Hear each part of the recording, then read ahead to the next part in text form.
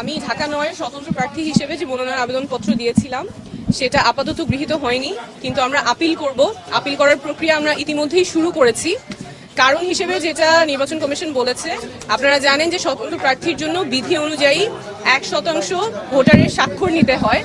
সেই 1% ভোটারের সংখ্যা যা হয় তার চেয়ে আমরা বেশি স্বাক্ষর সাবমিট করেছি, প্রায় 200-র মতো বেশি ছিল। ঢাকা ৯ সংসদীয় আসনের স্বতন্ত্র প্রার্থী ও এনসিপির সাবেক নেত্রী ডাক্তার তাসনিম জারার মনোনয়নপত্র বাতিল করা হয়েছে শনিবার ৩ ডিসেম্বর বেলা 11:30টার দিকে ঢাকা জেলা রিটার্নিং কর্মকর্তা জারার মনোনয়ন বাতিল ঘোষণা করেন। এ বিষয়ে তাসনিম জারা বলেন, আমি আপিল করব। আপিলের প্রক্রিয়া আমরা ইতিমধ্যে শুরু করে দিয়েছি। তাসনিম জারা বলেন, নির্বাচন কমিশন মনোনয়ন বাতিলের কারণ হিসাবে জানিয়েছেন স্বতন্ত্র প্রার্থীদের ওই আসনের মোট ভোটারের 1% ভোটারের স্বাক্ষর নিতে হয়।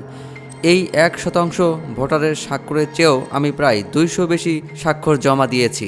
সেখান থেকে নির্বাচন কমিশন 10 জনের তথ্য যাচাই করতে গিয়েছিলেন, তার মধ্যে 8 জনের তথ্য সঠিক পেয়েছেন। বাকি 2 জনের সত্যতা পাওয়া গেছে, তবে ওই 2 জন ঢাকা 9 এর ভোটার না। ওই 2 জন জানতেন ঢাকা 9 এর ভোটার তারা। তাদের ঠিকানা খিলগাঁও হলেও এলাকার কিছু অংশ ঢাকার আরেকটি আসনের সঙ্গে যুক্ত। তাসনিম জারা অভিযোগ করে বলেন, ওই 2 জনের জানার কোনো সুযোগ ছিল না যে তারা ঢাকা 9 এর ভোটার না। নির্বাচন কমিশনের ওয়েবসাইট থেকে এ ধরনের কোনো তথ্য তারা নিতে পারেনি, ভোটার নাম্বার সংগ্রহ করতে পারেনি। তারা জানতেন ঢাকা 9 এর ভোটার, সেজন্য স্বাক্ষর করেন। এর মধ্যে একজনের ব্যতিক্রম এসেছে, তার কাছে যে জাতীয় পরিচয়পত্রের কপি রয়েছে তাতে তিনি ঢাকা 9 এর ভোটার, কিন্তু নির্বাচন কমিশন বলছে তিনি এই আসনের ভোটার নন। গত শনিবার 27 ডিসেম্বর এনসিপি থেকে পদত্যাগ করেন দলটির জ্যেষ্ঠ যুগ্ম সদস্য সচিব তাসনিম জারা।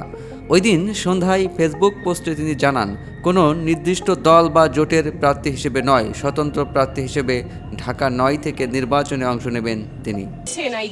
সেই এনআইডির ঠিকানা অনুযায়ী উনিও ঢাকা 9 এর ভোটার, কিন্তু নির্বাচন কমিশনের কাছে তথ্য আছে যে তিনি ঢাকা 9 এর ভোটার না, সেটাও তার জানার কোনো উপায় ছিল না। তো যেই 2 জনের কথা ওনারা বলেছেন যাদের সত্যতা পেয়েছেন কিন্তু ঢাকা 9 এর ভোটার না, এই 2 জনের ক্ষেত্রেই তাদের জানার কোনো উপায় ছিল না যে তারা কোন এলাকার ভোটার এবং ঢাকা 9 এর ভোটার না। ওনারা জানতেন যে ওনারা ঢাকা 9 এর ভোটার, সেই অনুযায়ী ওনারা স্বাক্ষর দিয়েছেন এবং নির্বাচন কমিশন কোনো উপায় রাখে নাই ভোটারদের জানার জন্য যে তারা কোন আসনের ভোটার কিংবা ভোটার নাম্বার কত।